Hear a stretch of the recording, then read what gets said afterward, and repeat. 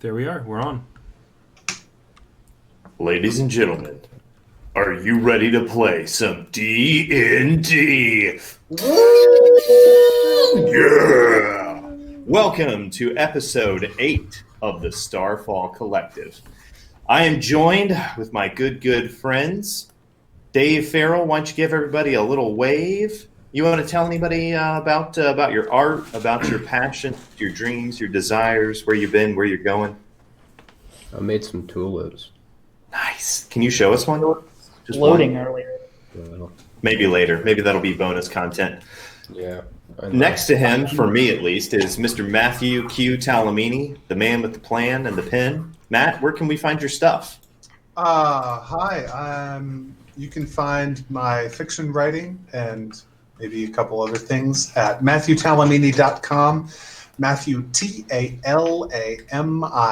TALAMINI.com. The That's man what of that stuff is. The man of mystery, Mr. Dwight Canal. You want to say hey? Hey. That's my guy. And Double Trouble, Burbridge and Burbridge, the law firm that's emerging. You guys want to introduce yourselves? Sure. I'm Sir Robert Burbridge, and you can go to thefarce.net or not. It's not really about you. And I am Jacob Burbridge. I have no website linked to me at all. Nice. Oh, wow. That's ambitious. Except for Twitch, Starfall Collective stream. Who made this picture of a goose, Sir Robert? I don't know. Let me look to see what you're talking about. What does it look like? Where? It's thefarce.net. It's got a brown background with the words The Farce. And Oh, on yeah. top of it, there's a yellow goose. I don't know who made that, but I have permission to use it, so I'm happy. Nice. And I am your DM, Josh Suich. I am glad that you guys were able to join us tonight. Gentlemen, last week, did anything confuse, titillate, embitter, embolden, thrill, or diminish your spirits greatly? Yes, but not with relation to this game. Oh, okay. No, this game was very thrilling. Oh, I mean, yes, especially in relation to this game. This game was the equivalent of eating lukewarm gruel. Oh, my. No, that's my. like negative. Battles. Delicious. We fought a gigantic panther thing that was huge, Mm-hmm. and I exploded its brains out the back of its head with music. The You power did? of orc music. Through the power of love and sharp, pointy sticks, Tashash made a pretty solid contribution on the run, hurtling a javelin that we killed a thing. stabbed through it. Harcourt did very close to nothing to We contribute. met a weird little guy in a top hat. We did meet a weird little guy in a top hat. We had a dude whose top hat is twice as tall as him. Now we have 2 bugbears in our party. That's right. Although you were confronted about that, weren't you? You were told, you were corrected on this point. At some point, Harcourt told Tashash that he was a bugbear, and Tashash has believed him. Yeah, but it was if I recall irony. correctly, Tashash assumed it, and Yep. Harcourt didn't No, deny. Yeah, no, Tashash is just all over the place. Yeah, fair enough. And Tashash, you did a bit of reconnoitering. Yep. We found something really, really gross. But Fack hasn't heard about it yet, but would love to. And that is where we are picking back up. You guys are around the morning campfire, the morning fireless breakfast. How are you guys bivouacking it here? Did we get a full Remember night's that sleep? I was cooking some very smelly herbs That's true. that I You were. gathered. You did. I thought that I was making what you would experience as like bacon, like a good morning smell, and that's what it smells like to me. But to you guys, it smells like burning, like the bottoms of shoes that have been used for like way too long. Is Mela a vegetarian? No, it's Okay. just this is what he found. He loves the smell of it, but Okay. it's like bad bad mushrooms. They're probably poisonous for most people, but Mella's like, tasty. Yeah, Oh. he's got a kind of culinary Stockholm syndrome. Yeah. Apparently, if you eat 4 or 5 bites of Amanita muscaria that have been cooked, it's like having a beer. And if you have any more than that, you're going to have a real bad time. All right. Which is wild. I didn't know that. Huh. Harcourt, in answer to your question, Josh, Harcourt eats almost every meal with prestidigitation, so he has great That's right. food. That's right. So, I think, Tashash, you're probably going to have the floor. Everybody in your party is kind of in various states of wakefulness. Did Mella just wake up, or... Mella has been awake for 4 hours longer than anyone else. Dwight, you just went away down There a it long is. tunnel to tell us that. So Mella's been awake already. That's right. And so all of the party is gathered around you, waiting with bated breath to hear about the results of your reconnoiter. If at any point you want me to weigh in or correct you, I will. But otherwise, Tashash, tell your party about what you saw. Yeah, just So, yeah, I think. Well, so like, yeah, I guess you guys can tell that Tashash is very clearly like unsettled after returning. And he goes on to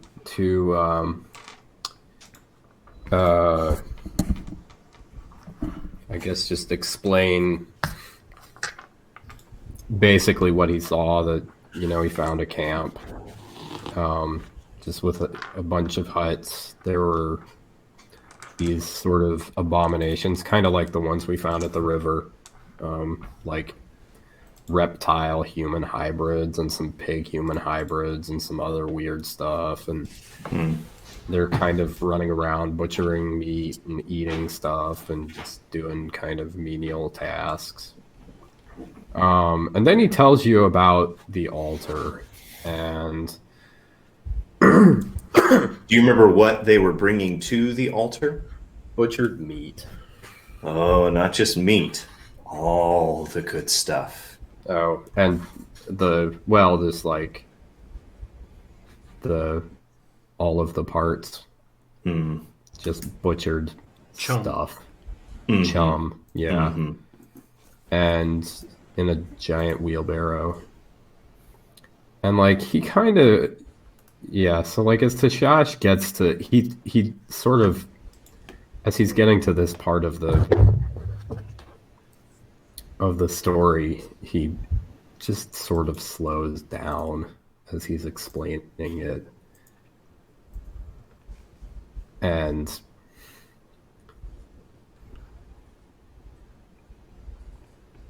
yes, and then they came to an altar,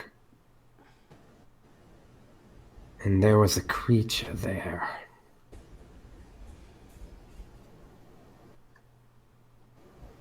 It was not right. fair enough. Did you see any gold? I don't. Did I see any gold, Josh? You do remember seeing a couple of random crates that looked like they had been unopened. You remember seeing a couple of bodies that looked like they hadn't really been plundered, just kind of parts taken from them to be PG. And they looked like they might still have some of their stuff. That's about the best you got. Now,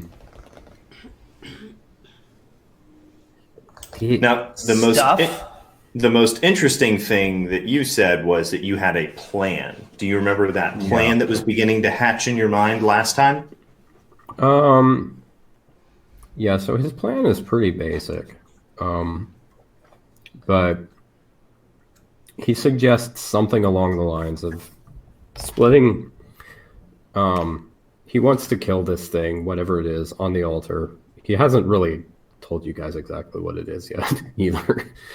But he wants to kill it and get rid of it. And well, basically, his idea is to split the party in two. That he and that they would send Thak, since he's very good at making loud noises, and Mela and Volos because he has a very conspicuous hat. And they would send them to one side of the camp to cause a distraction, and then he and Harcourt would go around the back when this to the altar and destroy the altar and the thing on it, And while everything else is going. does he convey that plan to us? Yes, he does. This is his plan. So listen, guys, it does sound interesting, but based on what I'm hearing, it doesn't sound like these are the guys we're looking for. I think we should keep looking for, so it sounds like whatever's messing with the town has some kind of big, well-funded operation, needs to be disrupted. This sounds like some primitive sort of jungle folk. I don't know. Just doesn't sound like it. No, I am convinced that this is the source of the trouble and it ought to be slain. Slain. This is Slaughtered. there Dismembered. Well, I'm up for whatever. were people in there Cool. Sounds Being like they're having a transformed party. into animals. being eaten. Did you say beaten? Eaten. Eat it. No. Where I come from, that's considered what they call a faux pas. So, Where I come from, that is what they consider cannibalism. all right. Well, Where I come from, that's what you do to elves. Sounds like you have much better words where you come from, Velas. well, okay, yeah, you're right. We need to take care of that. In a sense. Yeah. I think we should take care of it with fire. Let's Okay. do it. Everybody roll me either nature or arcana checks. I'm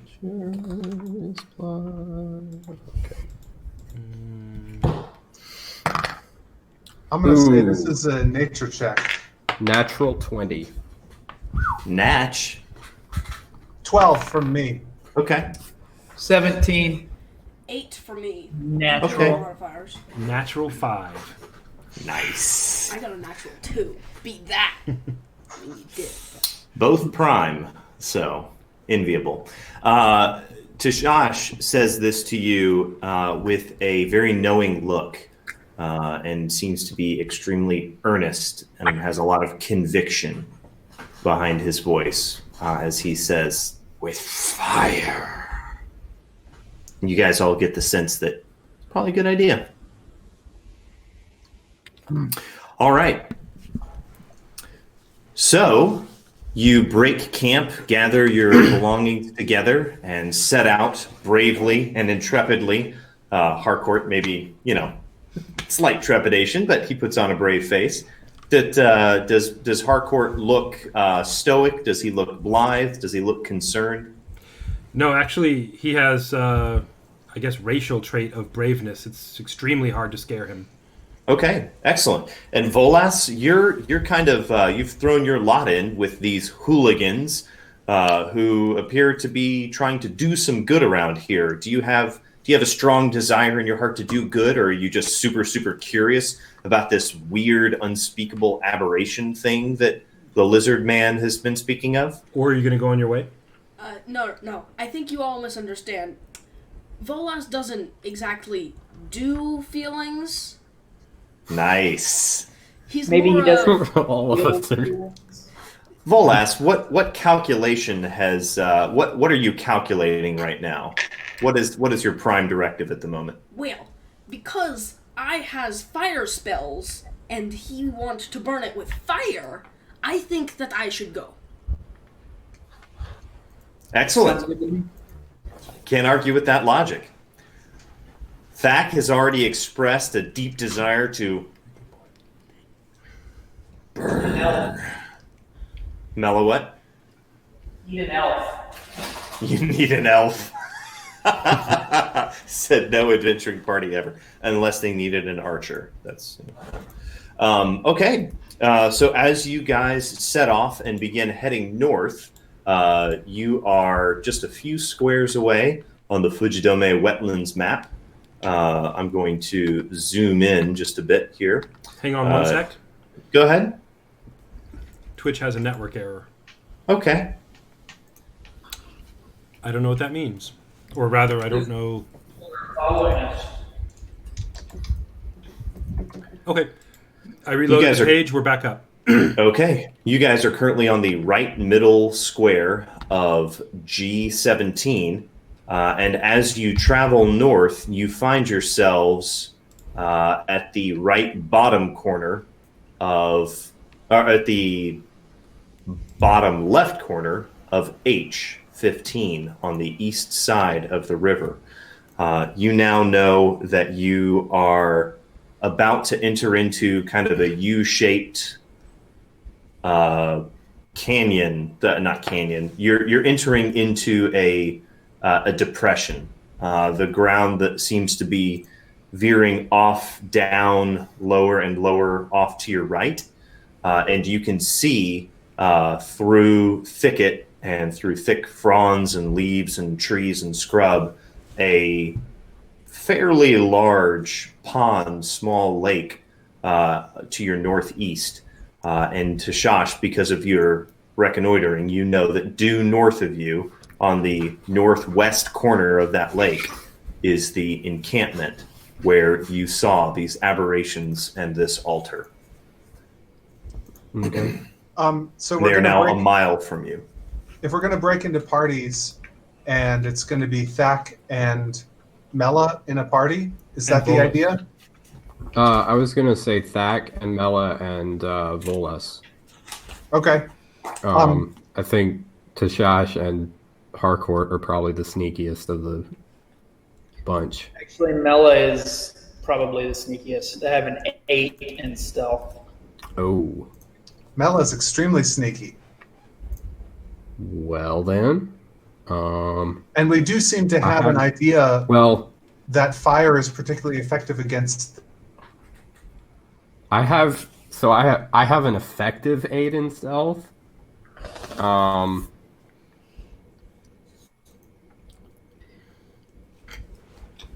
I could probably punch them until they caught on fire.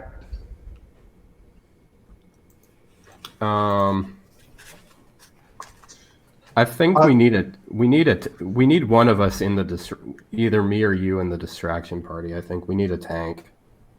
Thack has something that he can do from 60 feet away that he thinks would be very, very distracting. So if you can point him to the place and maybe Thack give him a tank to stand near him. I have a That'd be great. tinderbox. Yeah.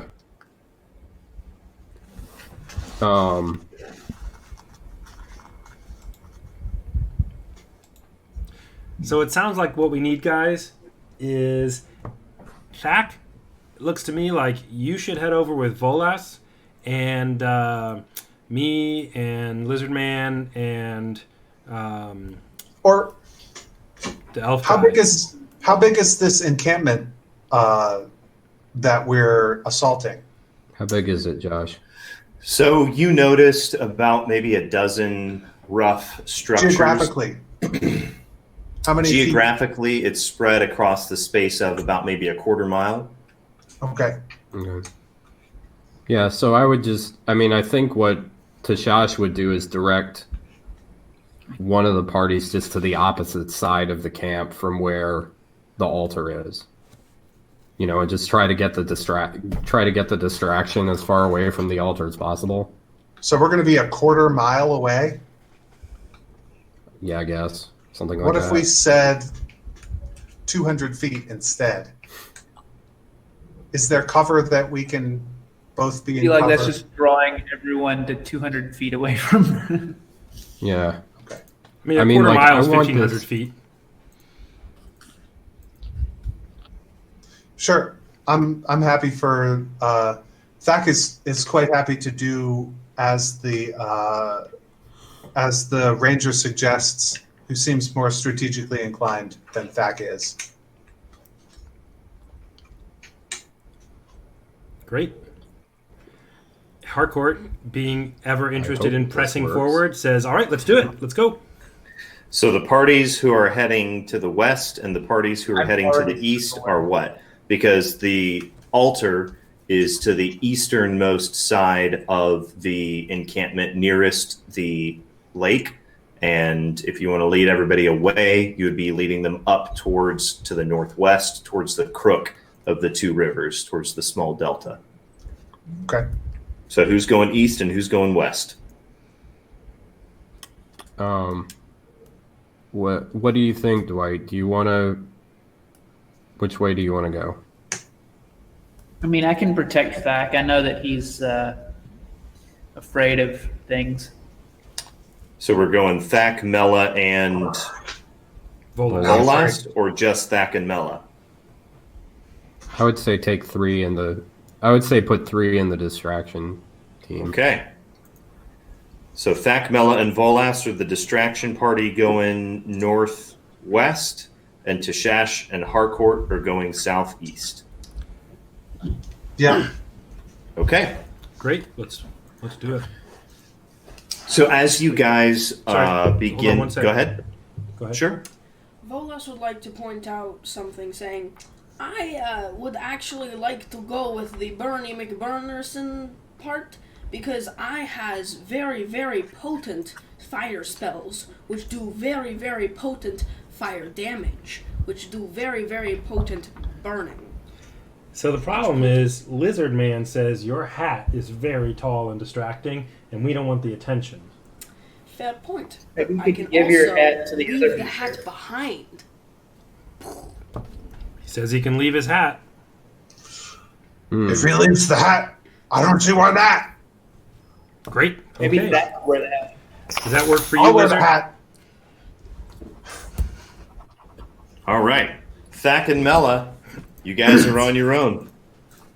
All right, so I would like to try and sneak into place, so Okay. that so I say to Mela, "Hey, Mela, I've been working on a really good new song that I think will be really a great idea for this sort of thing, tactically. So, can we get sneak into place, and then I can launch this thing a distance from us to draw them."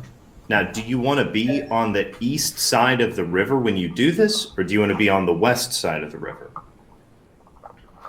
Or do you want to be on the north side of the river? How and wide go- is the river at this point? What kind of river is it?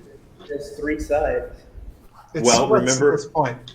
The encampment is in the crook of where two flowing bodies of water meet and converge and then flow northwest. So, Robert, do you have the map up? Yep, it's being Okay. displayed on the stream. Sure. So, I don't have it up, but you guys are at H15 in the top left corner of H15. Right there, where those converge in that crook, is the camp, touching the circular, ovular body of water. And we're south of that right now. You are indeed. I would like to be on the same side of the river as the camp, but I think Dak should be on the other side of the river. How wide I'm is the not sure. river? The river's about 60 feet wide. The river's At that point, Probably- it's actually more like 50 or 40. We'll call it 40. if we can find a point that it's only 40 feet. See, the thing is that my spell is 60 feet. I can cast it 60 feet from me. So if I'm on the other side of the river, then I can't like move it around very much, and it's not as good Gotcha. a distraction. Okay. I don't want to intervene and put my DM tactical hand on things. You guys do what you're going to do. Sounds good. All right. So, Thak, if you want to make a But we stealth want to check. distract a whole bunch of them. Yeah. I Thak, mean, if you want to make a stealth check. one way or other. Okay. So, Thak, you I'll said make you wanted to make a stealth check. You're going to get a +5 on that from Tashash, because Tashash is going to draw a little map for you and, advise you, because he's Cool. already scouted this route before. But I need to be within 60 feet of, I guess, an actual creature, Okay. an actual bad guy. Okay. You're going to get there if you follow the kind of game trail that goes through the thickest part of the brush that they have. That game trail is going to run north-south parallel to the river, and they have a little path that cuts down from the camp down to straight over to the west to the water.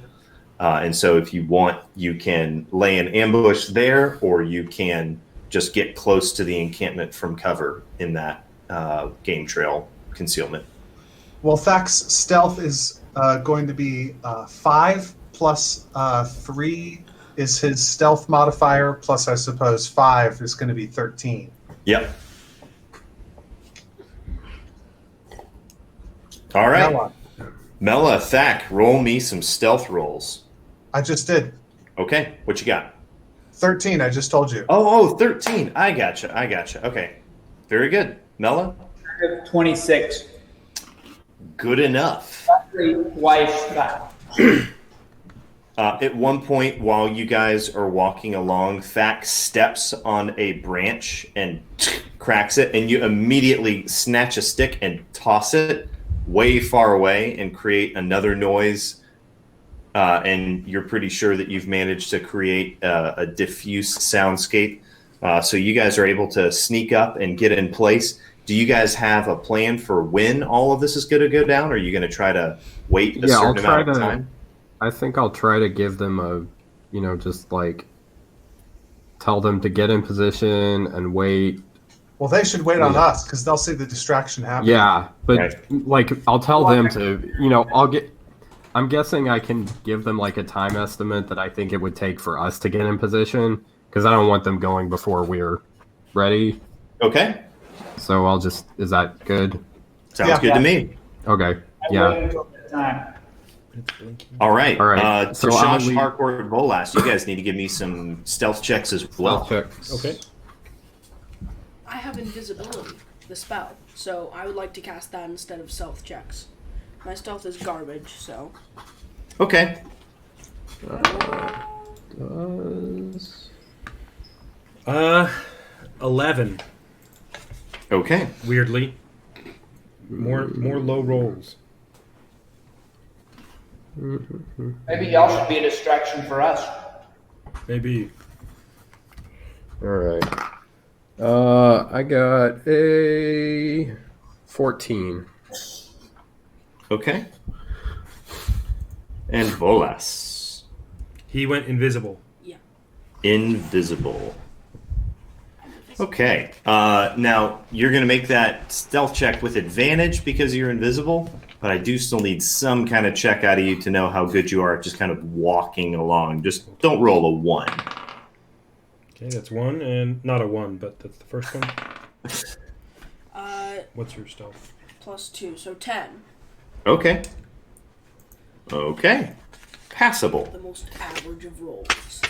So, Thak, Mela, as you guys are getting into place, you hear not too terribly far away some amount of slight commotion as the camp seems to get a bit unsettled. Harcourt, as you're walking along, you guys are, I guess, hugging the edge of the river or the lake. Are you guys coming up along the east side?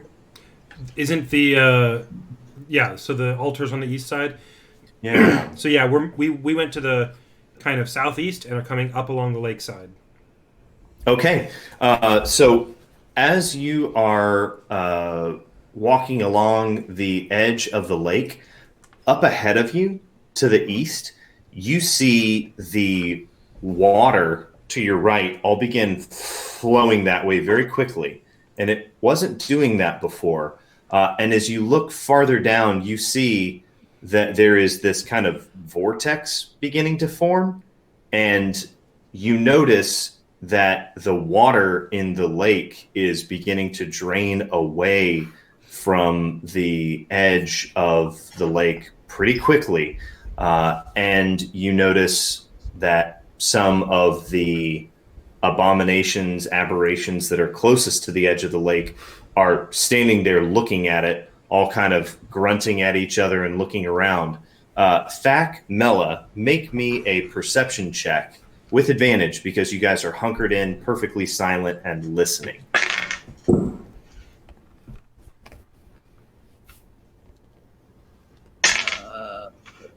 17. 24. All right. You guys can hear that there is the beginning of commotion already happening, and you know that something is wrong. Set it What- off. Okay. So Thak, Thak, the one for Thak like sort of hunkers down like behind a tree or like he crouches like in some bushes or whatever.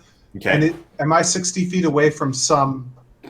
Yes, some you bad guys guy? chose where you are because you see that there's a small group of these things that are all very, very crudely like hacking with rocks and knives and stuff at sticks to make them sharp and pointy. Are these humanoid or what? They're humanoid. You see a couple of them appear to have like half a human face and then half of an animal face on the other side. Some of them have a almost complete human head, and their body is this nauseating, revolting, globular, asymmetrical mixture of human and animal, So and vice versa. I want to pick. I want to pick the biggest one. Okay. You see And one that looks to be mostly boar, and his face looks to be kind of somewhat evenly mixed between human and boar, and he seems to be able to boss everybody else around. Okay. So mostly boar guy is going to be Boris. so what Mela sees is Thak doing the thing that he does when he's trying to cast a spell quietly, which is Yeah.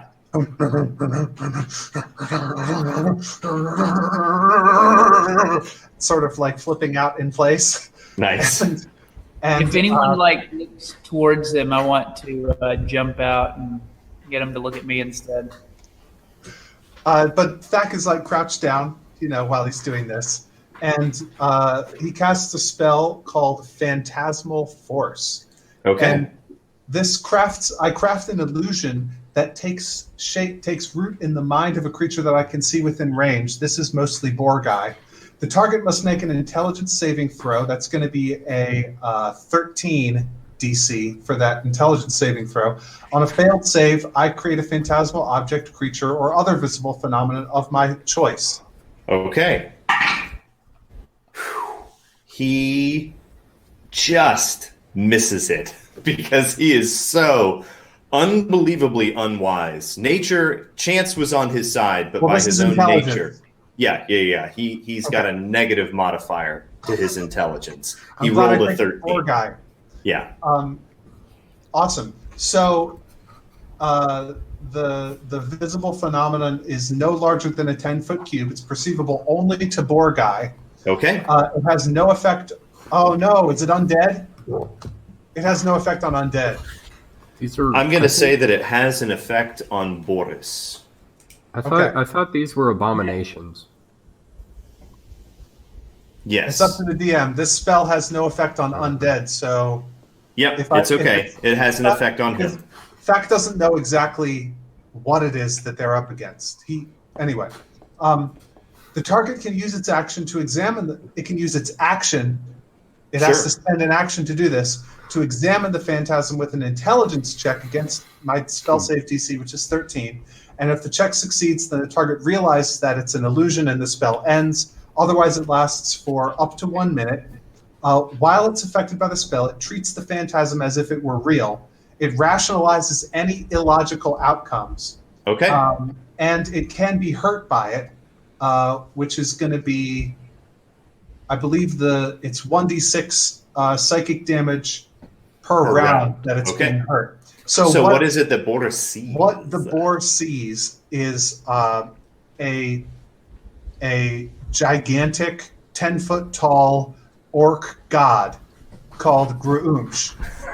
And Gruumsh has like a big axe and is like approaching threateningly and actually attacks Borgai with the axe, coming up from the direction of the altar, as though like Thak is trying to get the guy to like look like he's seen something and going crazy and running away.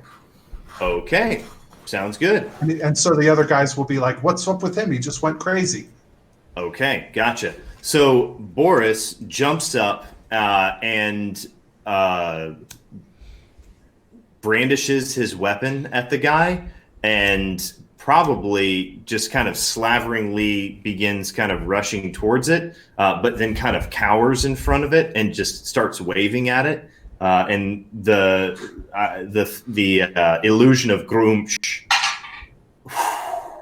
just skewers, and you see Boris.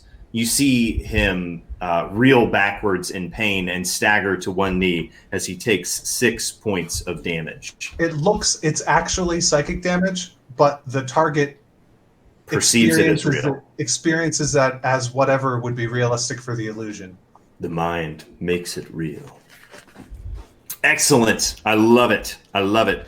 All the others jump up and begin kind of standing around Boris, trying to figure out what is going on with him, and they begin kind of babbling and chattering and chittering and grunting to each other. And you see one of them let out a loud, ear-piercing, bizarre cry.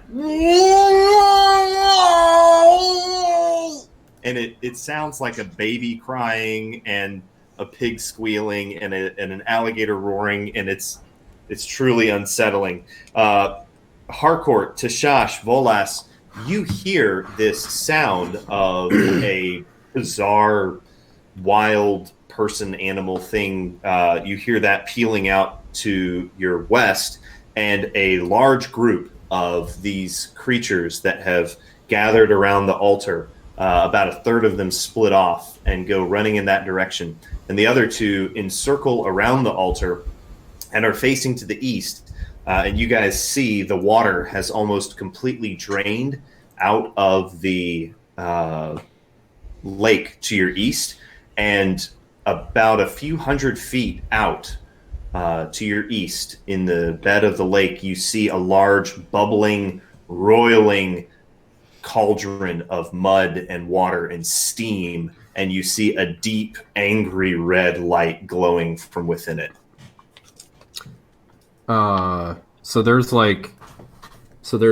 2 guards at the altar, and No, not 2. There are about 10 guards around the altar, and about 5 just went running to the west. that okay. So just to check, when I scouted this place the night before, I saw about 12 total. You did. That's a lot. This is a lot more than 12. There are more. Some of them were out That's not- hunting and scouting. How far away is the altar from us? That's not good. Harcourt, Tashash, Volas, from you, the altar is, at this point, let's say probably a couple of 100 feet away. There's a couple of 100 feet from the cover that you're behind to the altar. Okay. So, yeah. Hey, guys, what do y'all want to do? Sounds like some people are getting distracted, running away, and making some kind of weird chorus of bizarreness. Not too many by the altar, though. Tashash kind of mutters some things to himself. We need to draw more of them away. We cut back to Thak and Mela. Boris is still under the psychic blows of this Grumsh thing, and the axe comes down on him again, and you see Boris flail to the ground and begin twitching. And as he does, you see this black Icarus amoeba-like thing in his core that is kind of rising up and splitting out and pushing away his flesh. And you see these 6-foot-long spiky tendrils flailing out and shooting out, wildly looking around. And you see every other creature that was near him instinctively reel back and get away from him. And you see it whipping these 6-foot-long darting extensions are whipping at the illusion, but it can't find any. And so you see it just sit there and continue to writhe and flail.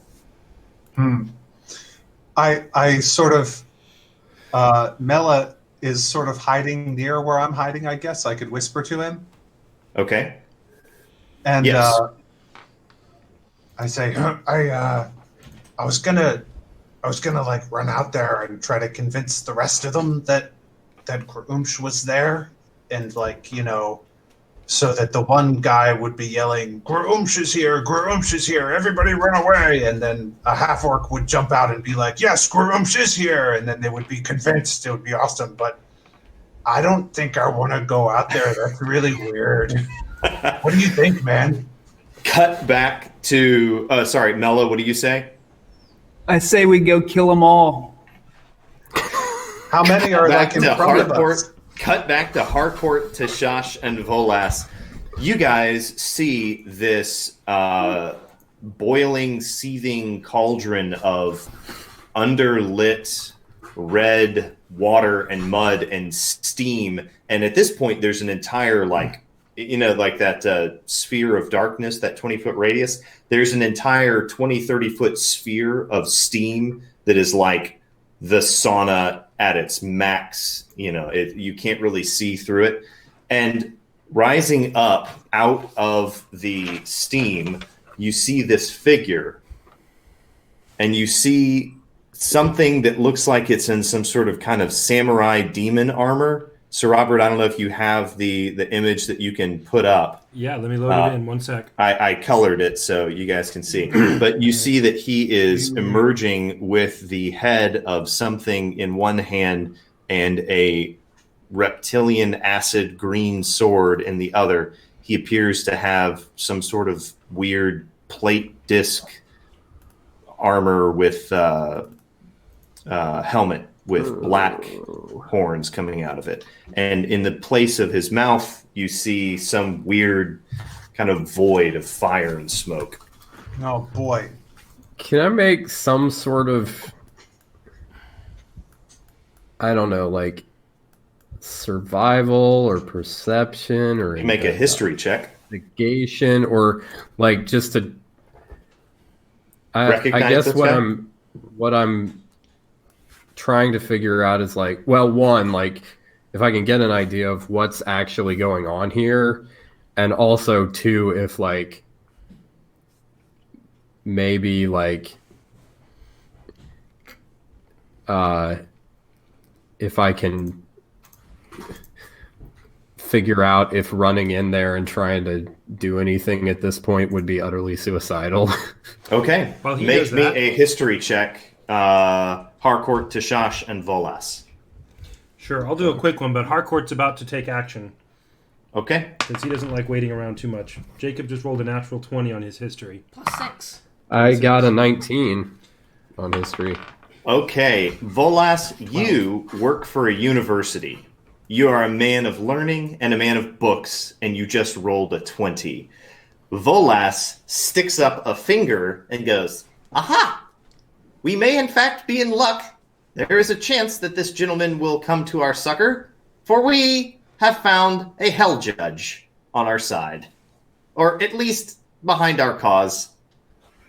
So you guys know that a hell judge or a I wrote the a retributor,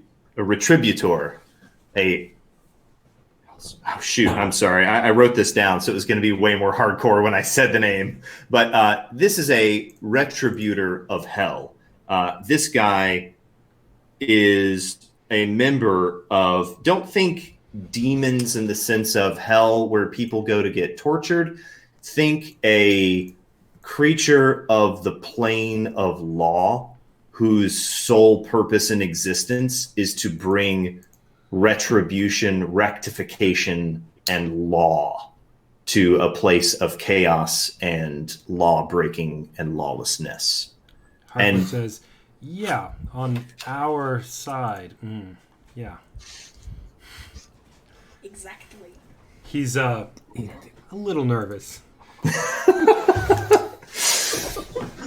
Well, Volas, you know that this is a MO entrance for a retributor because they ascend from the depths, from a kind of subsection of the underworld that is a point of great metaphysical contention.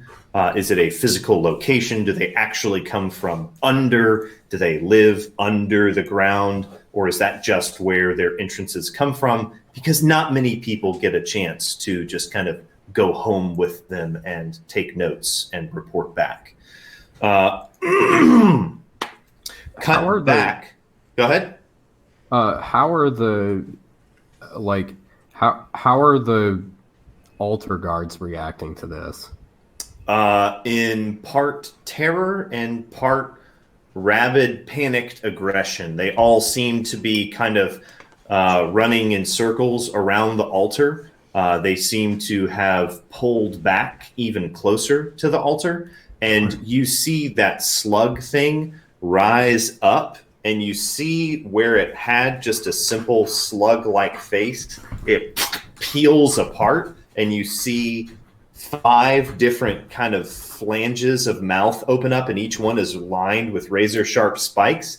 And you see this sea of whipping red tentacles come out of it, and you hear this ear-piercing screech that sounds halfway between a woman screaming like she's being murdered and a lion roaring. It is ear-piercing, and you guys, Harcourt, Tashash, and Volas, make me wisdom saving throws.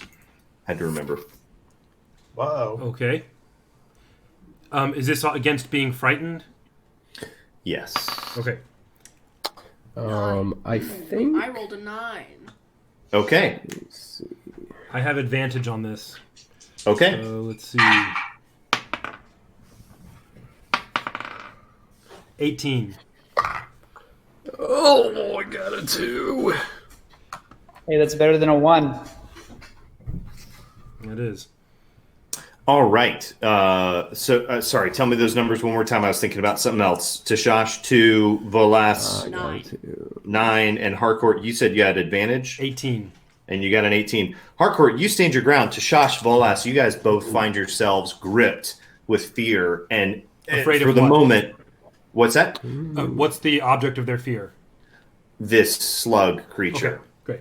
Yeah, and you find yourselves gripped with a controlling fear that will prevent you from moving towards her until you overcome it. Thak, Mela, you guys, Mela said we should kill them all. And we cut back to Thak looking into the eyes of Mela, who says we should kill them all. How many are there? There are Before us. now there are 3, and you can see in the distance, you can see 5 more running towards you. But right now there are only 3. I can take 8. You want to kill 8 of them? Yeah. All right. And so, are we rolling initiative? Yeah. Ooh, 11. That's going to be a 16 on the initiative for me. All right, Thak, what do you do? There are 3 of them that are about maybe 30 feet away from you. They're all bunched up, right? Because they came over to the other guy? They are. They're all bunched up, and they are all they're about 5 feet apart from each other. So we'll say they're 5, 10, 15. They're in adjacent squares, and they're all kind of in a U shape around this guy. What did you say, Dwight? That's 3, including Borat or Boris is dead. Boris. Oh, he's dead. Yes. I just heard that he got hit for 6. So. No, this Grumsh character has wailed on him for 2 or 3 rounds, and he has just taken it. And so he has been just kind of cowering before this figure being brutally savaged with a giant imaginary axe. Nice. So when Let's go give him some non-imaginary axes. So when Grumsh gets the word from Mela that we're going to attack, he gets out his guitar and he's going to burn another second level spell to cast. And actually, I can do this while the other one's dead. So I guess the first spell's dissipated because the guy died. All right. But I'm casting Shatter. This Excellent. is my big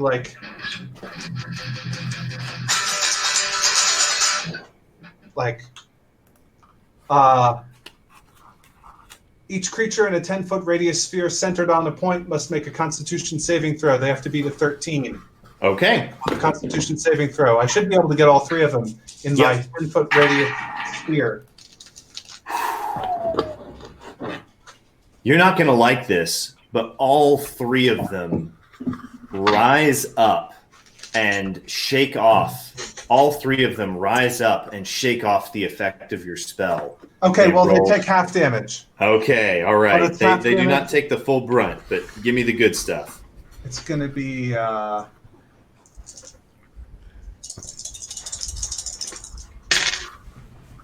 4 and 4 and 3 divided by 2, so that's 8. I guess 5. Okay, excellent. 5 damage each. Yep.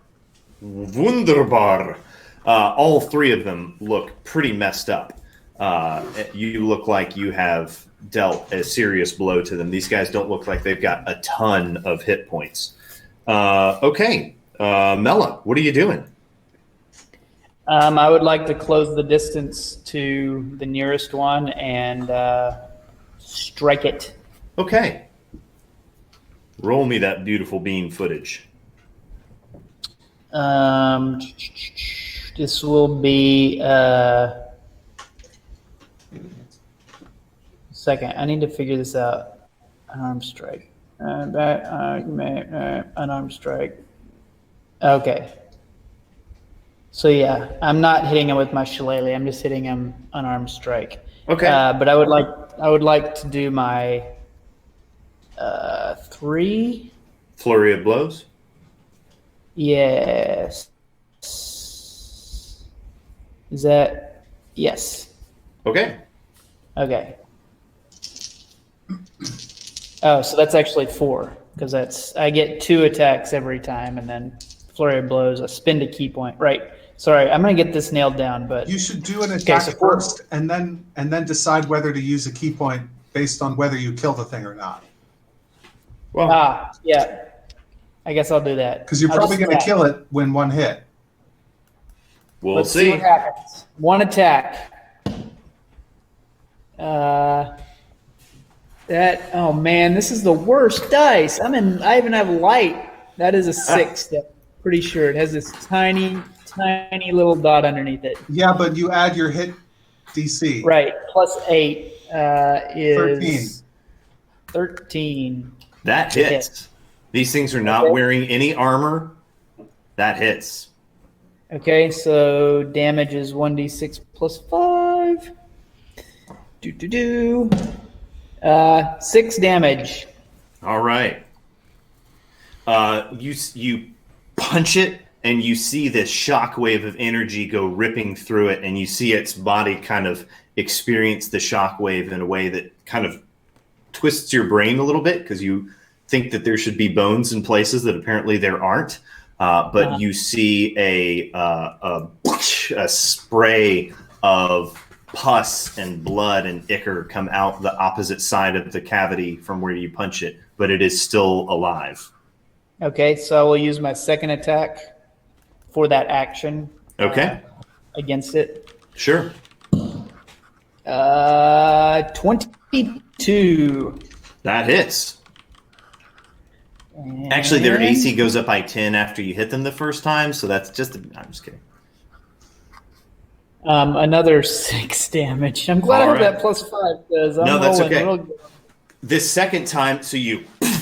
The second time that you punch it, this thing begins to explode and peel open. Make me a reflex saving throw as a black tentacle comes whipping out at you. Is that Dex? Dex saving throw. Dexterity saving throw. Yeah. 19. 19. You jump out of the way, or you dodge out of the way as you see this thing begin whipping past you, and you kind of use your hand and kind of slap it away and dodge and pivot, and you are untouched. There are 2 more of them that are fairly close to you. Within 5 feet? Yes, one of them is within 5 feet of you from where you are. Okay. I will spend that key point and go ahead and attack it twice since it's the only one within 5 feet. Okay. 7 + 8 and 19 + 8. 7 + 8 is 15 and 27. Yep. Okay. And then roll damage. Ooh, better. 17. 17 damage? Yes. 2 and 5 + 5 + 5. Yikes. This thing explodes, and you see kind of the body begin to disintegrate and fall apart, kind of like peeling an overripe piece of fruit that has like segments to the skin, and you see them kind of burst and scatter. Make me another dexterity saving throw as the internal contents of this one kind of explode outwards in the opposite direction of the way that the rest of the body is flying. Okay. 17 + 8 is 25. 25. You dodge out of the way deftly and lean back and manage to stay out of the reach of these whipping tendrils of black ichor that seems to be alive. And there is another one. If you've got 5 more feet of movement in you, don't you have a move speed of 35? 50. Oh yeah. If you want, I mean, you can break up your move in 5e. So if you want to move near this other one, you can move in front of it and attack it with your final action. So I don't think I have any attacks left. I used 2 on the first one and then 2 on the second. You used both of the attacks combined on the second one. Yeah. Gotcha. What did you roll for the first damage die? 2, so that would be 7 was the first. Okay. Roll a 2 and a 5. It would have taken both of those attacks to kill it. Okay, very good. This thing that is still alive and in front of you attacks you, Mela, and you see a giant alligator-looking clawed hand come down on you, and it kind of scratches at the air near you, and then you feel its teeth sink into your shoulder as it bites you for 11 points of damage. Its jaws absolutely like an iron vice just clamp down on you, and you experience profound pain. Roll me a Constitution saving throw.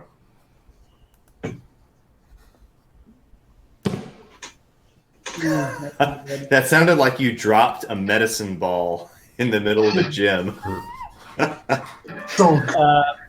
I got a 7 on that. A 7, eh? Yeah. You take 2 points of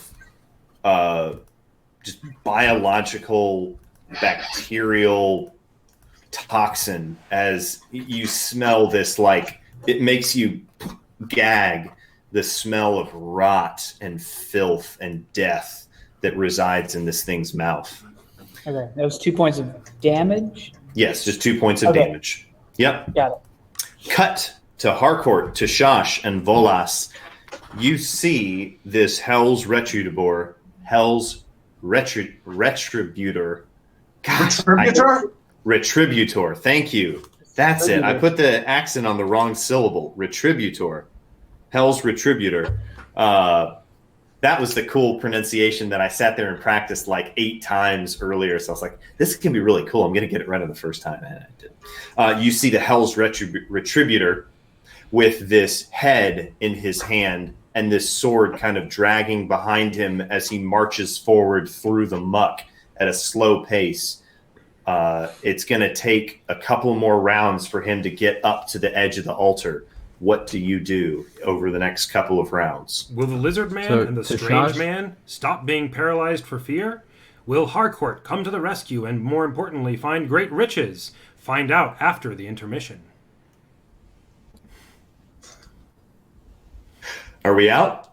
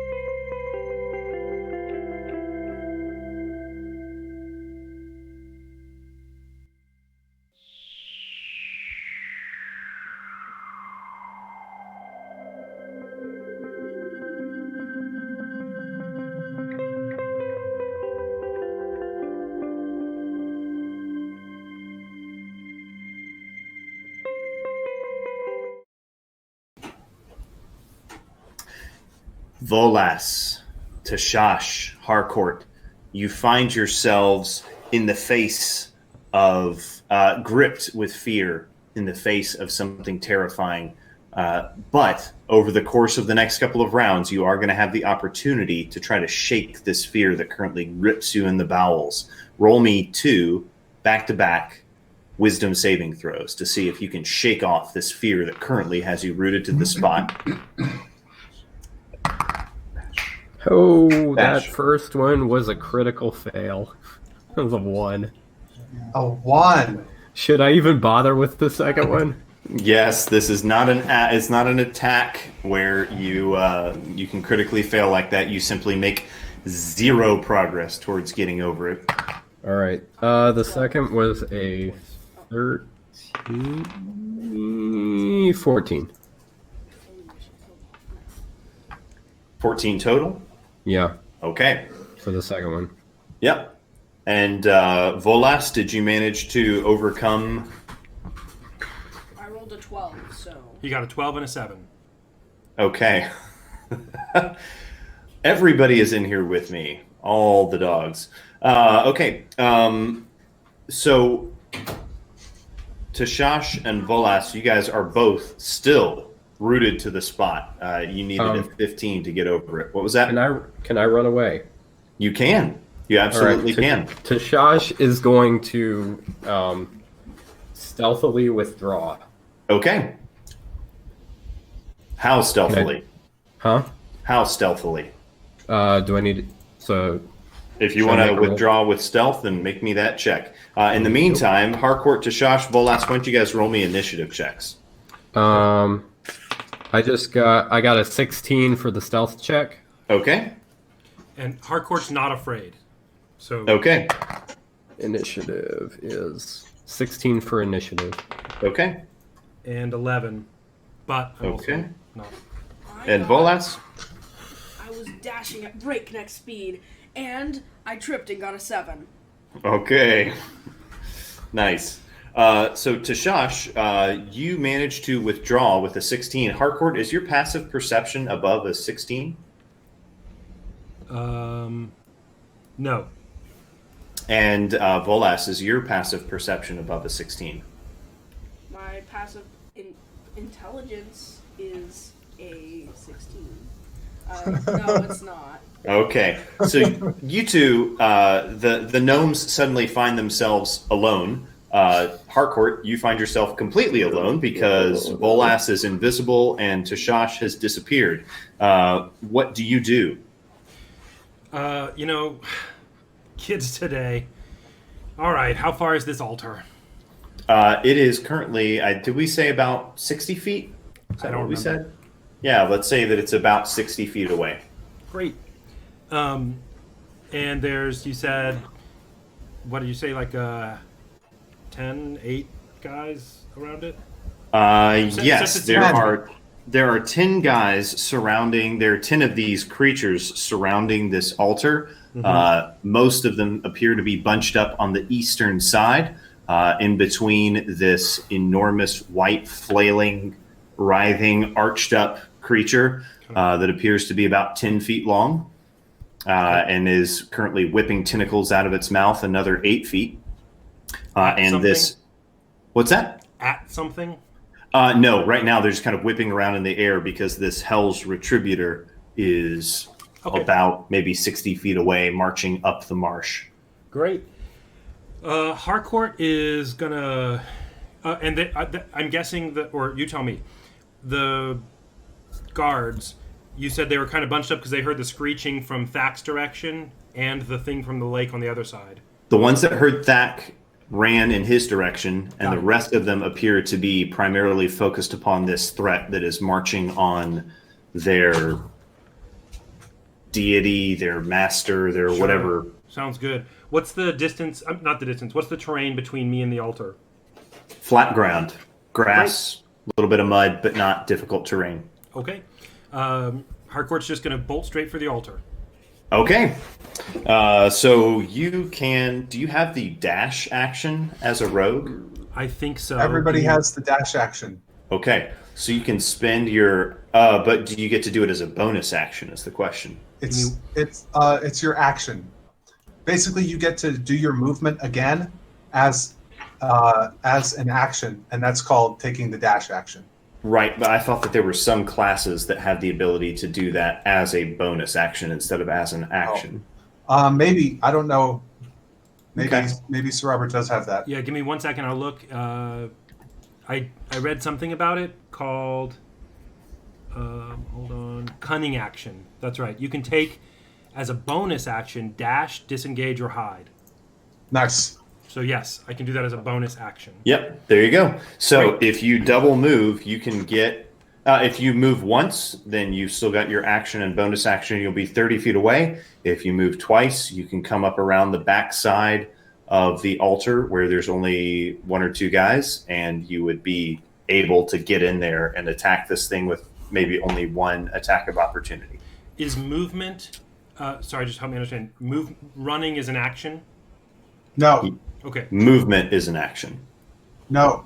I thought it was its own separate thing. Well, you can take the move action. You've got your move action and your standard action. Move is separate from action. You get an action and a bonus action and a reaction and a move. Okay. Is that right? Great. Yep. Okay. I want to move 25 feet. So that's my moving speed. So I'm going to go get 25 feet closer. For my action, I want to cast Fog Cloud. Fog Cloud creates a 20-foot radius sphere of fog centered on some point within 120 feet of me. Okay. So I'm going to put a 20-foot sphere of fog on the crazy slug. Okay. And for my bonus action, I am going to try to close the last bit, go another 25 feet, and see if I can get within ankle-biting range of the guards, or, the weird creatures there.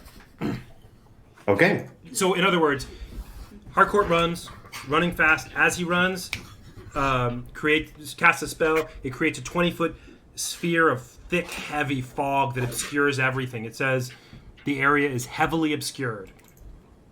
And then I'm going to dash with my bonus action, dash into the fog to be heavily obscured. Excellent. You do that. You are now at the outer edge of the fog. And Volas, what do you do? I guess. So, I am fulfilling on my promise, and I'm going to use my chromatic orb as like Ryu's Shaiduken move. Nice.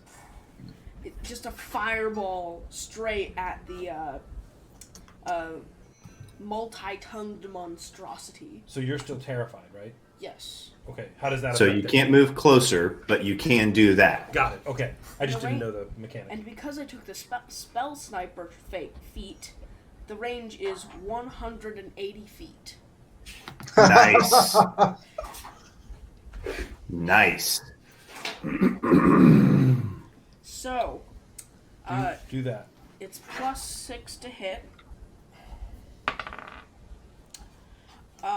12.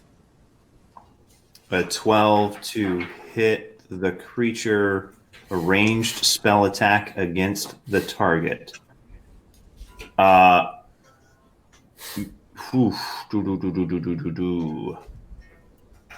unfortunately that misses. Because it's just a ranged spell attack and you have to hit its AC, and its AC is higher than 12.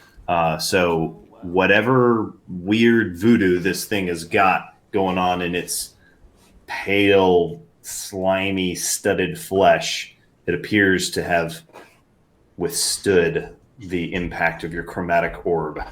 Is it not heavily obscured behind a fog bank? It is heavily obscured. I'm looking at the wording here, and it says, actually, you know what? I'm going to make you take that back because you can't cast that spell. It says against a target that you can see within range. And it is now unseeable because it is obscured by this cloud. In that case, my invisibility is still on, so I guess Yeah. what I'm going to do is move to some place where I can see it, preferably farther back, and then hit it with firebolt. You actually can't see it. Huh? I created a 20-foot heavy fog centered on it. Oh, okay. I guess.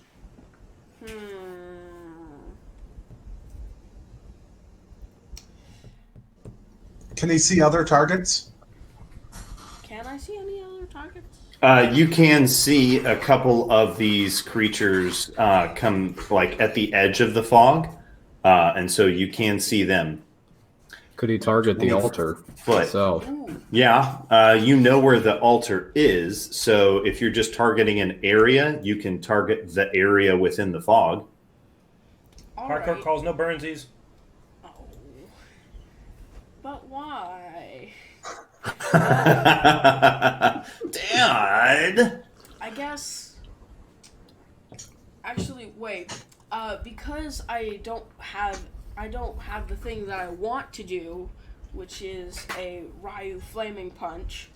I guess I'll do what fits best for my character. So, I mean, it's only Do what? reasonable.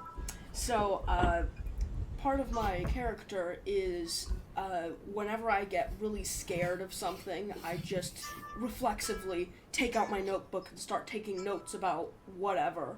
So I just like flip out my notebook and start taking notes, and also cast Blade Ward, which means that I am resistant against bludgeoning, piercing, and slashing damage dealt by weapon attacks Until the end of Okay. your turn. until the end of my next turn. And I'm writing down stuff.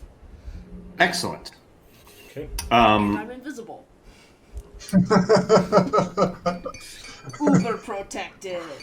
Strong position. That's right.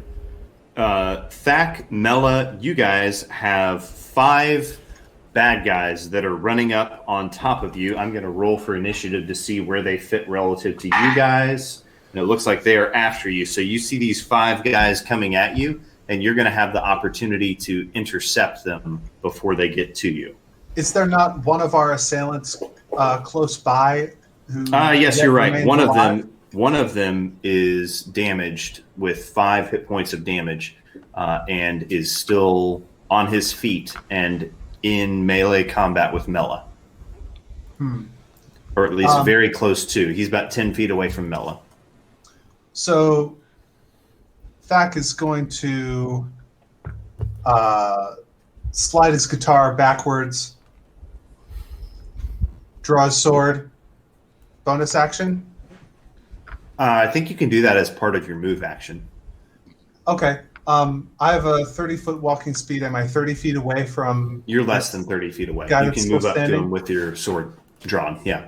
How far away are the ones that are coming towards us? Those guys at this point are about 30 feet away. Oh, how close are they together? Say, for instance, how many could I hit with a 10-foot radius sphere spell? 10-foot radius sphere, all 5 of Yeah. them. All 5 of them? Oh, yeah. They're running in a globbed up pack. And they're okay. In that case, it would be irresponsible not to hit them with a shatter. Okay. So Thak do is this. Thak's gonna be like, Mala, I can't do this very many more times. Or this is the last time I can do this one.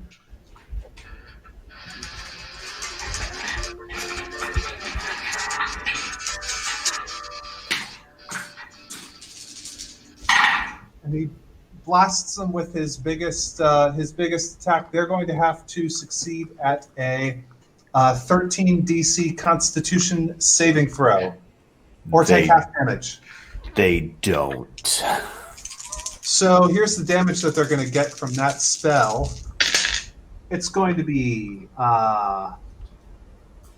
14 each. That's a big 1-4. 14, damn it. You Eight- see 8 all plus 5 plus 1. Rumors. You see all 5 of them simultaneously explode. You see their flesh just scatter away from their cores in all directions, and you see five simultaneously. You see five globs of this black ichor just seemingly also burst with them, and they all five completely, their flesh and the black ichorous cores all detonate into a mist of black and red goo. I say, behold the power of Groot!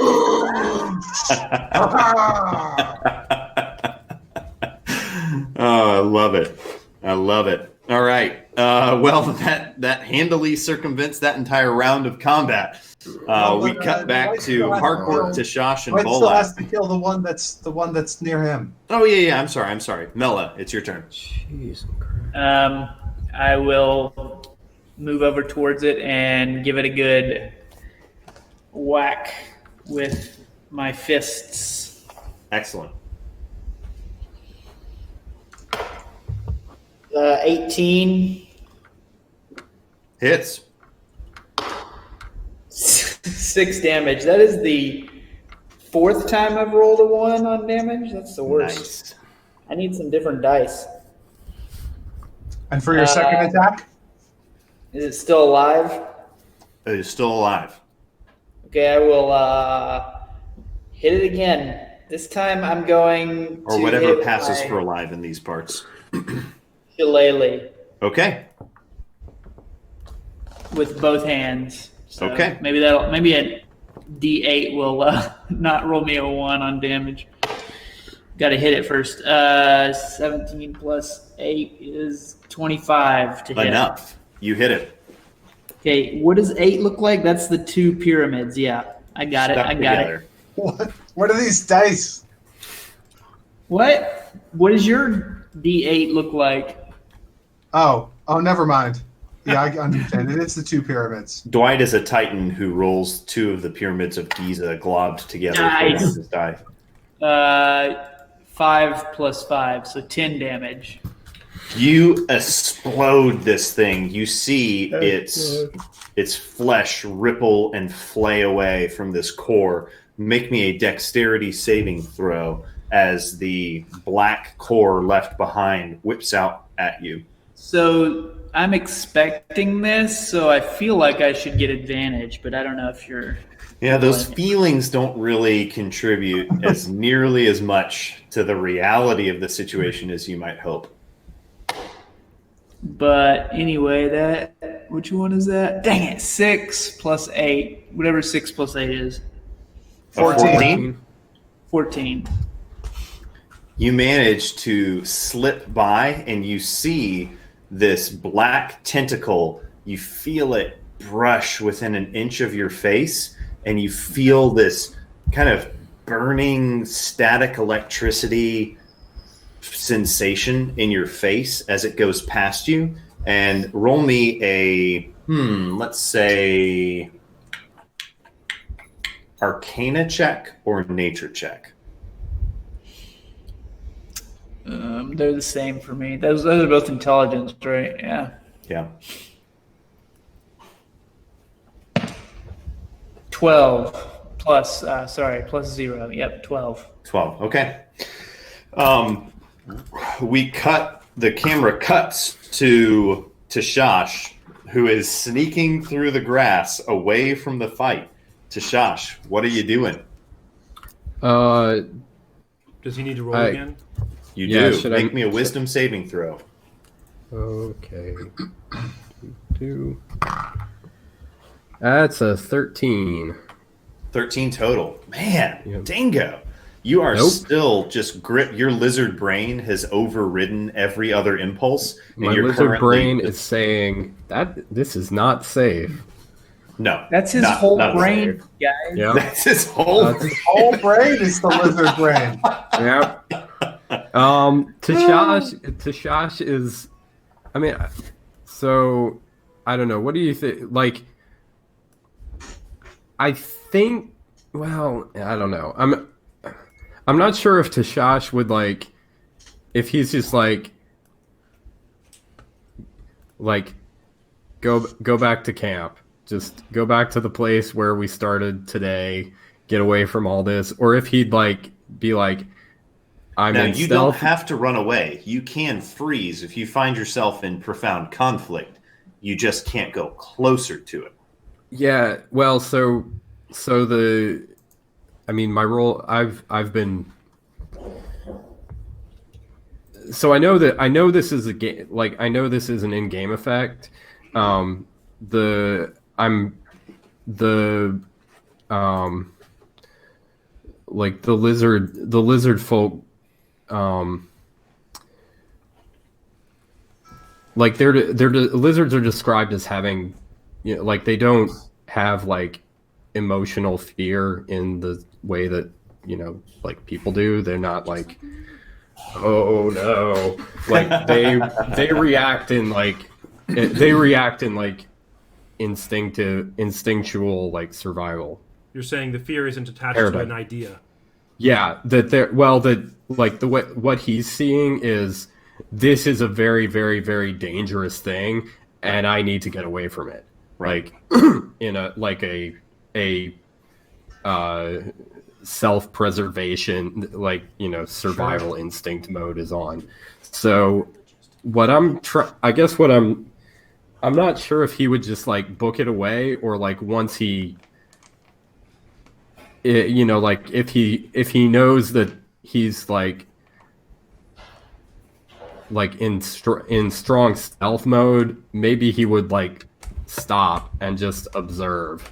Okay. If he thinks choice. he's, I mean, if he Oh thinks yeah, he's, you know that you're safe. You know that nobody's paying attention to you. You've withdrawn a good Okay. 30 feet. You're in deeper cover. yeah, so You're he'll hunkered he'll down. probably go, I guess then he'll probably just go hide in deep cover Okay. and observe. Now, At some, if he, you've even got enough bravery in you to like chuck a javelin at this thing from this distance. You just can't bring yourself to get any closer, right? So that is the concrete effect of fear. When you are frightened of a thing, you cannot move closer to it. Yeah, Right. Dave is role playing to Shash. That's good. Realistically. That's good. yeah. All right. So I don't think he would come out of hiding. To I do think that. if he like, so I'm thinking if he finally succeeds on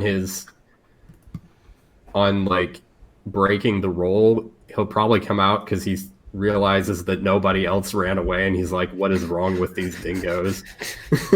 I guess I Okay. need to go save them." All right. Harcourt, you are at the edge of this roiling, thick cloud of fog. You are inside of it. You know immediately the actual direction where this altar is. But right now, you're probably bobbing and weaving, trying to keep from being trampled by these things. But what do you do with your action? Yeah, basically, Harcourt's goal here is not to attack the big crazy thing yet, the slug creature. Yeah. But rather to take some action against the guards. Basically, whichever ones I could see right when the fog started, so I know about where they are. I just want to kind of see if I can stay on the edge of the fog sphere, and Okay. where I'm kind of hidden and obscured, and just Okay. take some attacks at them. Okay. The Very nearest good. one, or if there's two near me. Yeah. So as you hold your position during the course of the next few seconds, one of them does come into your range, and you've got the opportunity to attack him. Great. So do you want to? Yeah, go for it. Do I have anything like advantage on these, or? Yes, you do. Obscured. You have. It's Great. obscured. They're not paying attention to you. You're below their eye level. Great. You're That was my attacking goal. out of the darkness. Yep. It's a sneak attack, right? It's a It sneak is. attack, and I want to be doing a bunch of consecutive sneak attacks. Yes. Okay, great. Once per. Okay, so blah blah blah. This is a sneak attack on the random dude. I'm here. I'm going to take my short sword, which I have in my hand, and do a. That'll work. 25 is my attack. That hits. And I do with that one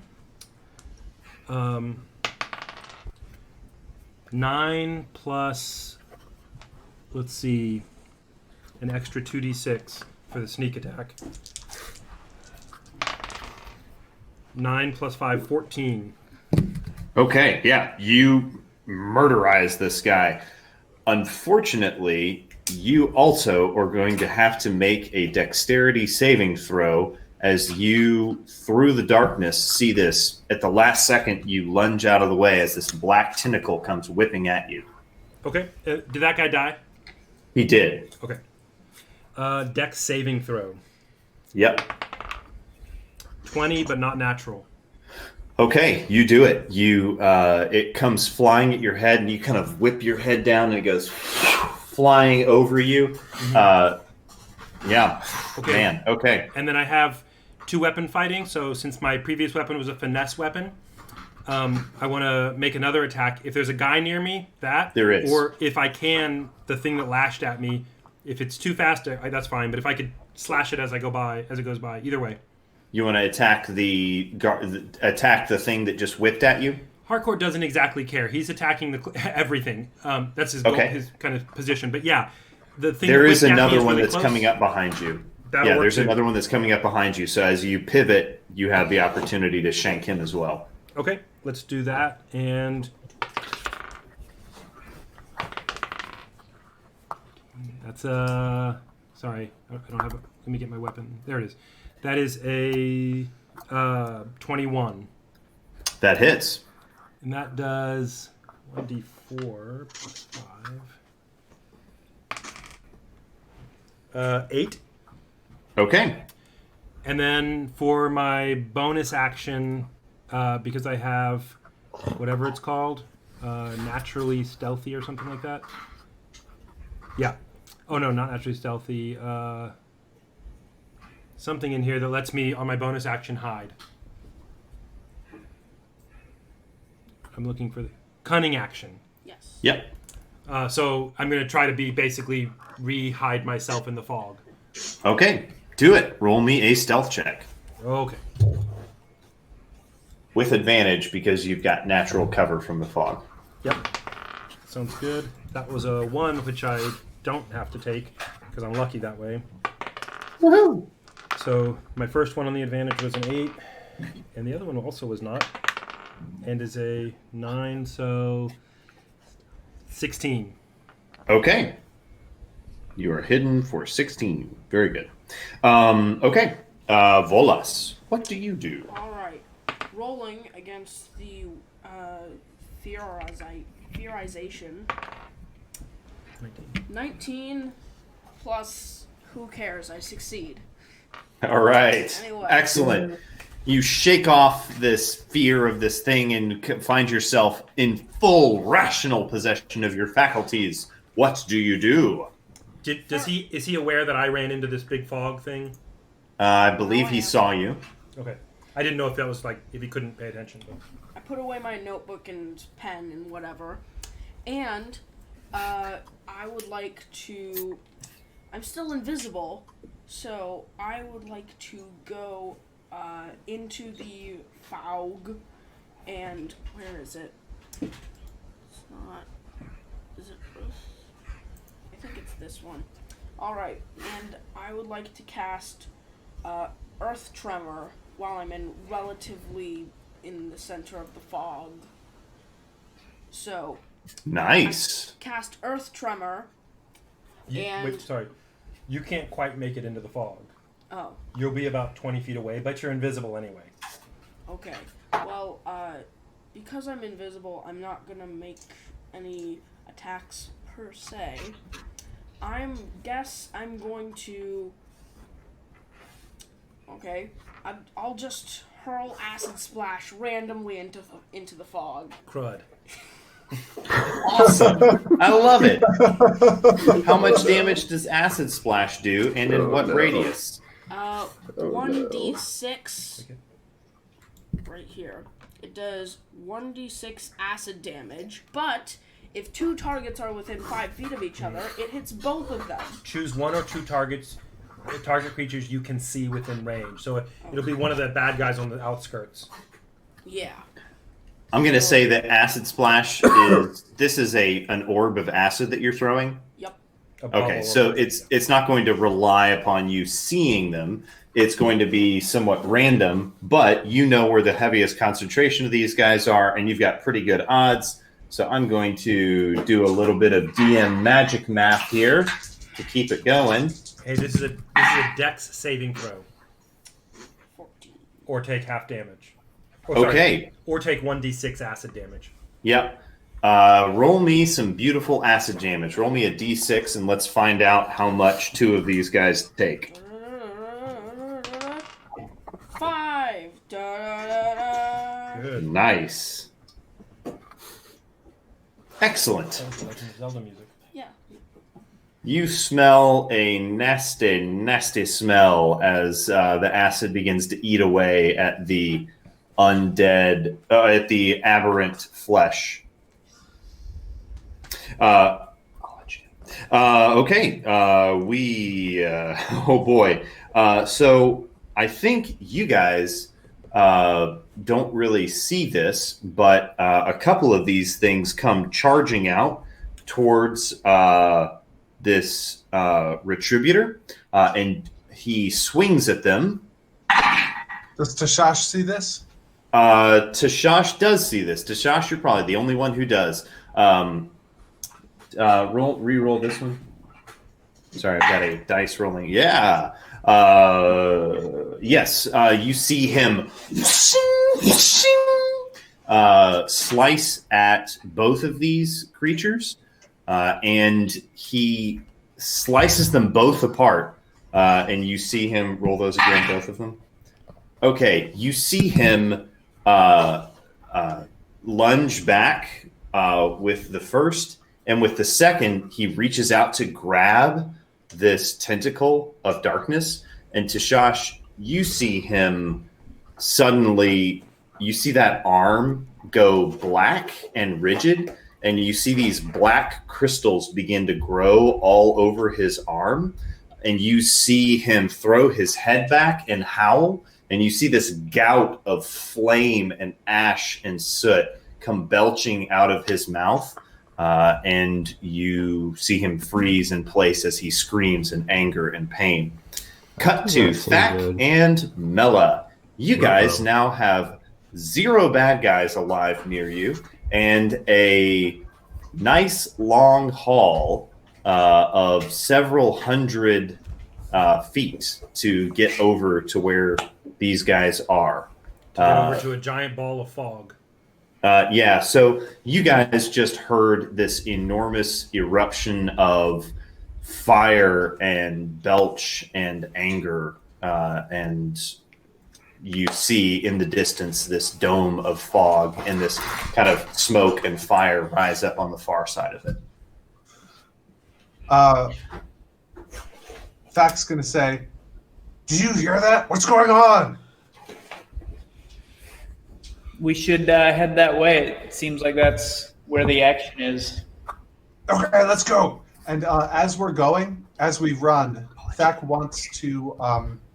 Thack is gonna get his guitar and he's gonna be playing a song, and it's "Hero, you are a hero, you are a hero, and you're gonna win."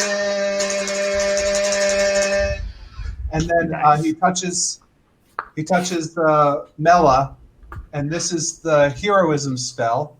Nice. So I thought it was just simple bardic inspiration. Nope. The heroism is going to give Mela +3 temporary hit points at the beginning of each of his turns for 1 minute. Okay. So 10 rounds. Nice. That's Next 30 10 hit rounds points. of this, as we're going, he gets 3 extra hit points each round. So Dwight, be sure you put that in. And Free real estate. Increases Also- my max, or Yeah, It it goes past your max. So temporary It's not hit healing. points. It's Okay. not healing. They're temporary hit points above your max, That's And the then- good stuff right there. and they vanish when when the spell goes Ends. away. So Okay, if I break but they concentration, do. It doesn't heal me, but it does increase my minimum and my maximum. You just Like, It or- temporarily raises have up how many adrenaline you rush. have. You're like on What? PCP, and you can do a lot more stuff. Yeah. So like next round, I'll have 44 current, 57 max.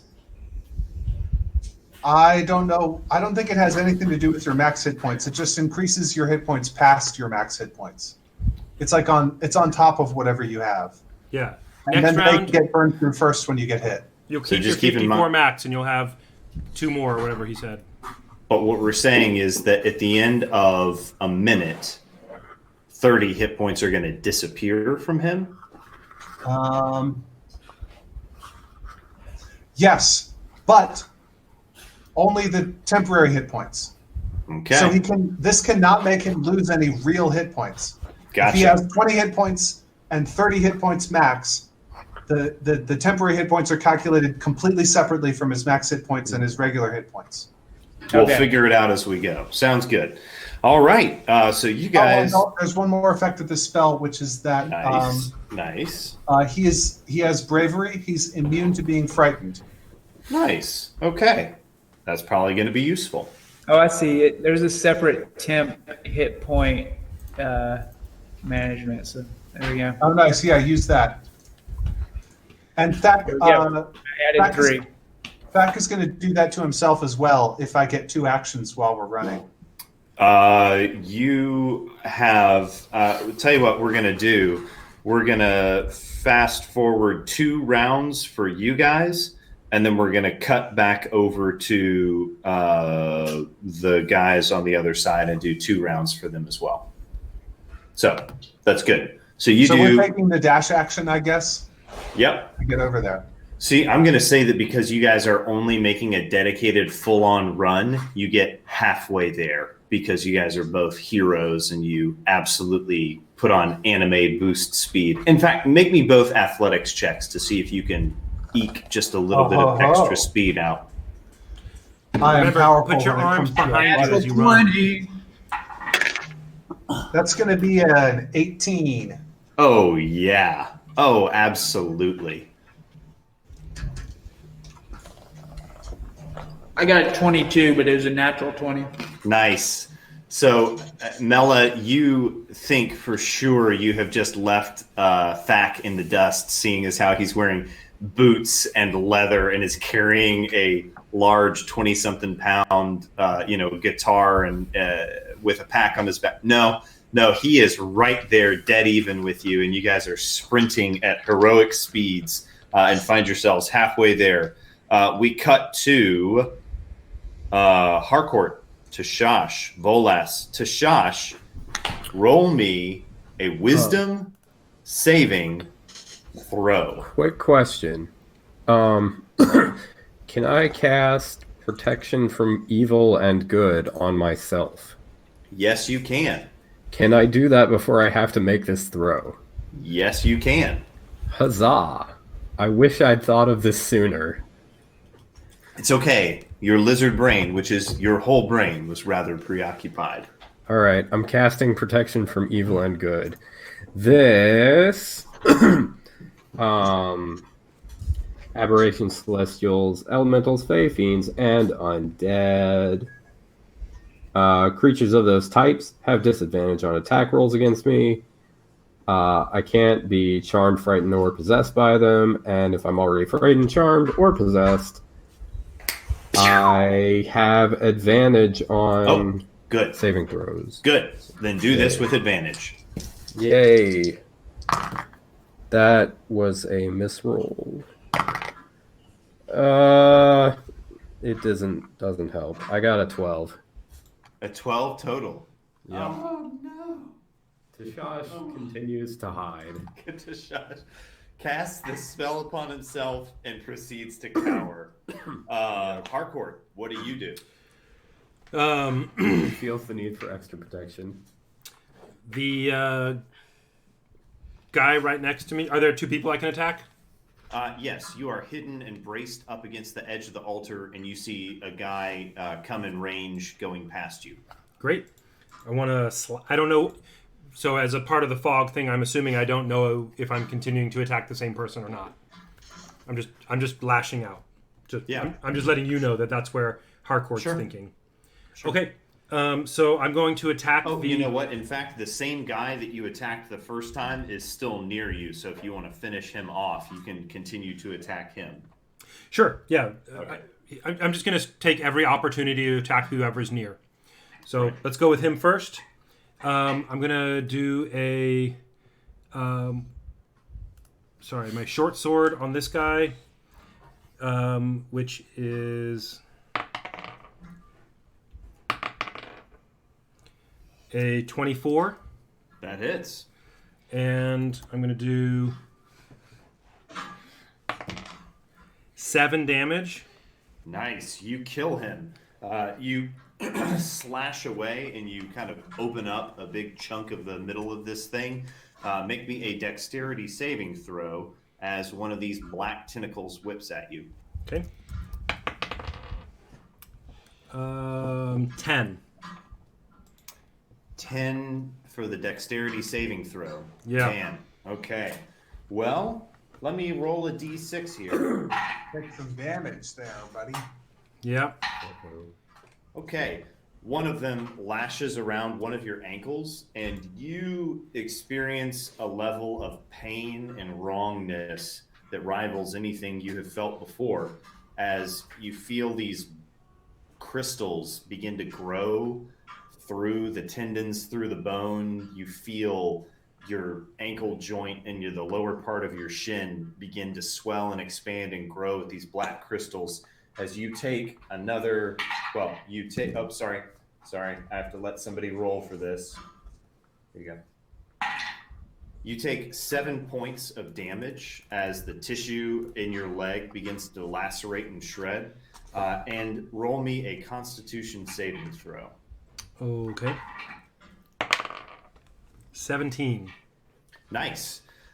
You feel your body arrest the effects of this. It feels like a spell. It feels like you're warding off a spell. Your inner force of will and self is at bay, keeping at bay this invading force that seems to be trying to creep up your body, and you manage to hold it in place. You do still have a bonus action left, and there is another one of these things nearby. Great. I also have two-handed fighting, so I'm just going to attack my normal attack on that with the dagger. So 21. That hits. Great. Doing a total of 6 plus 9, so 15 damage. Okay. This thing, similarly, you skewer it open and you see another one of these black tentacles come whipping at you. Make me a dexterity saving throw. That would have been a 1. You dog. All right. You That comes in so handy for you. dog. It really does. Of all the times to roll a 1 on anything in this entire campaign and to be able to dodge it. Instead, by sheer luck, I got a 23. 23. You managed to deftly, even with one leg hobbled, dip out of the way. Excuse me. 3 down. This is exactly how Harcourt expected this to go. Good. Volas, you have a blade ward shimmering about you, and you are still invisible, I believe. And you have thrown an orb. Go ahead. Actually, the Blade Ward only lasts 1 round, which was the round that I shoved the acid splash gotcha. somewhere. And the invisibility only lasts until I attack her an hour, and obviously it's been an hour, so I guess I would like to cast acid splash at relatively the same area because I heard some good or bad sizzling effects. Yes, absolutely you did. Okay, roll me again. Or you just do it and then they need to make a dexterity saving throw? Yes. Okay. Gosh.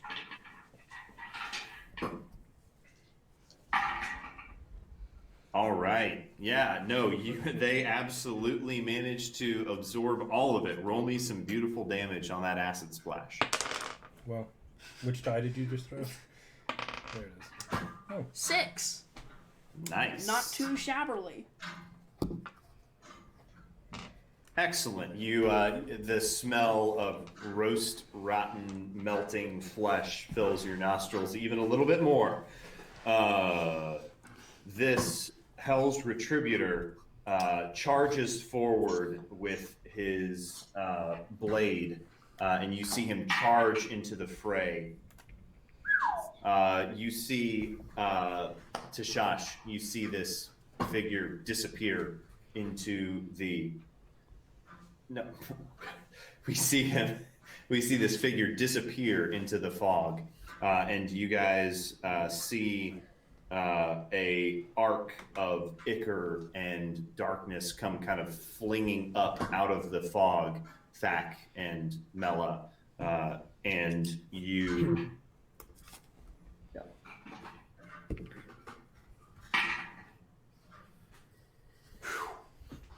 And you hear him roar in anger and aggression in the fog. This is kind of limiting the theater of the mind a bit because you can't see what's happening. But he has disappeared into the fray, and you see every now and then a green blade swiping through the fog. Cut to Thak and Mela. You guys are running, heroically sprinting for all your worth. You guys both roll me athletics checks. Weren't you going to do 2 rounds for us? You did. I ended up giving them 1 round. I didn't tell them to okay. run that second round. Sorry. Here's an athletics check from me. That is going to be 15. Okay. And Mela? 7. 7. Okay. Thak, you pull ahead, and Thak is just a little bit closer. You are now within 30 feet of this fracas. Mela, you are within 60 feet. Do we get a turn? You get a turn. Yeah. Thak, you're 30 feet away. Mela, you're 60 feet away. So by Matthew's personal count, there are something like 7 to 9 monstrosities around here, somewhere around this cloud. How many do I, Thak, see when approaching the cloud from the northwest? You don't see. Every now and then you see one kind of come out from the edge of the cloud for a bit, and then it disappears back into the cloud. And also, did I have an action while running? Yes. Okay, so that was when I cast. Mela. Heroic. Heroic. That was when I cast heroism on myself. Okay. Very so good. So Mela, you also have an extra 3 hit points from the turn that we just took to run here. Yep. Yeah, up to 6. And the one that I'm taking right now will give me my 3 for this turn. Okay. And then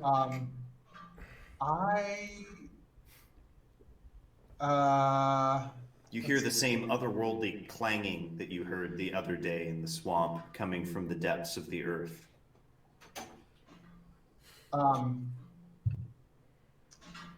Thak can't. Hang on just 1 sec. I'll be right back.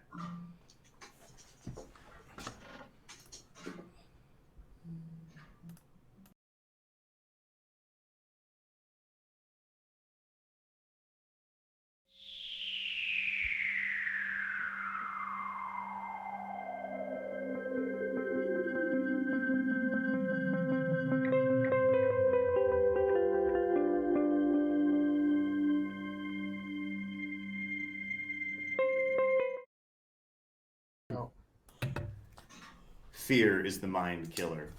All right. What were you saying? Thak. Sorry about that. So Thak cannot see like a.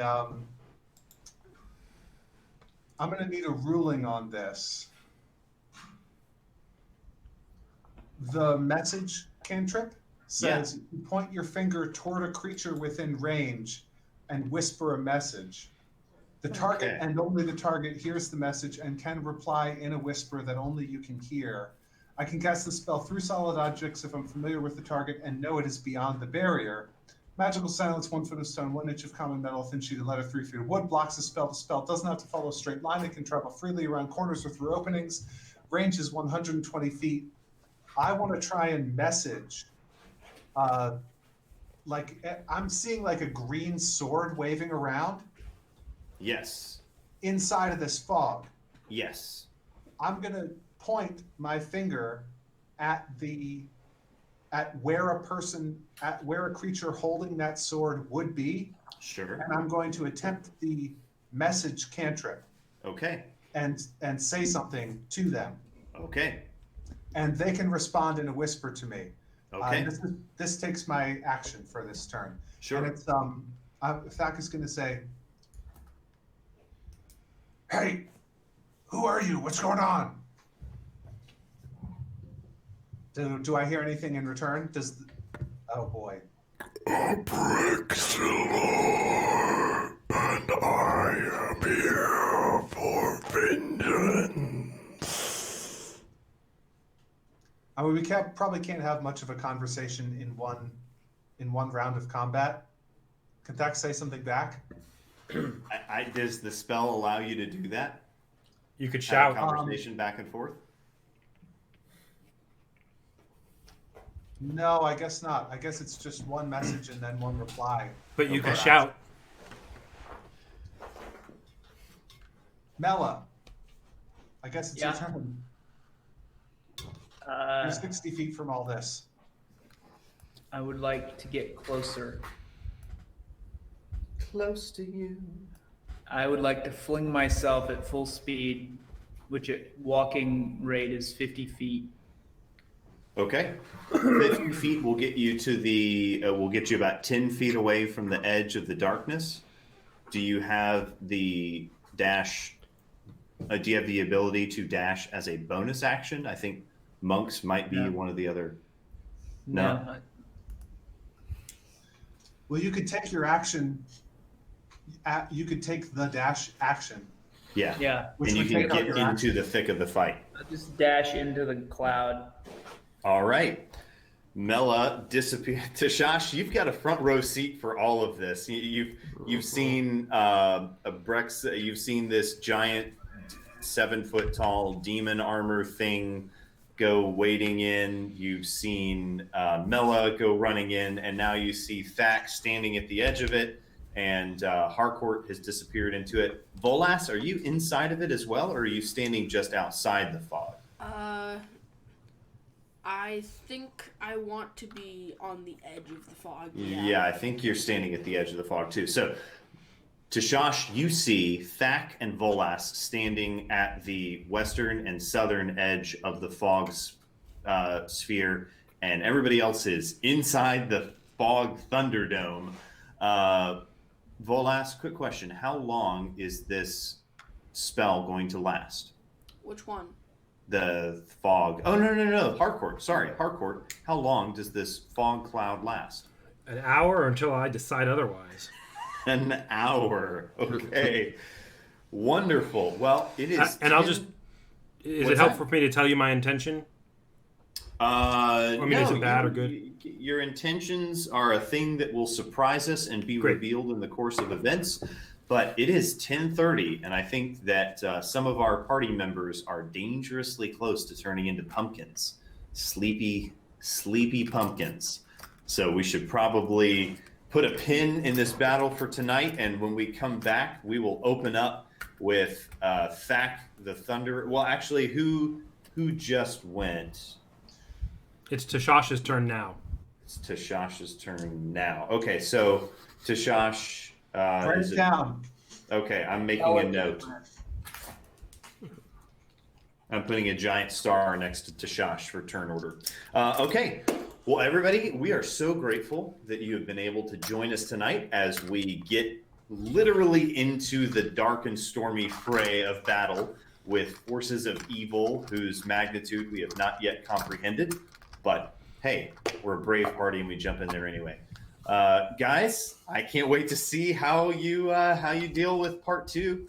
Everybody will be back next Monday night at 7:30, and we look forward to playing some D&D with you then. Everybody take care, and remember, failure is good too.